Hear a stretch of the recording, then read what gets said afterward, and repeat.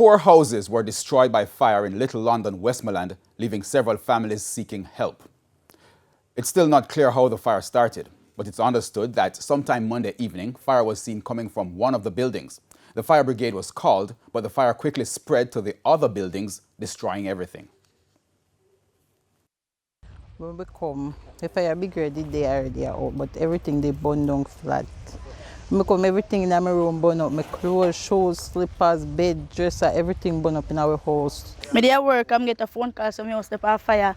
When me come home, everything gone. Me could save nothing. Me feel I got work today, and me have no pants to wear. Nothing at all, me no have. See, they from night, them me have on. 36 families have been unsettled and disrupted their lives. Last night I came here, they didn't have anywhere to stay. And we tried to have them filtered into other households, but that in itself is not sufficient. The families are now seeking assistance to restart their lives. It is a catastrophe. It is a disaster that requires urgent attention. And I am here empathizing with the family. I'm trying to work with them at best throughout this difficult period. But I'm calling on corporate Jamaica, I'm calling on any Jamaican that have care within their hearts to reach out and help in hand to this family. We have the youngsters here, they could not go to school today. Their uniforms, everything have been destroyed.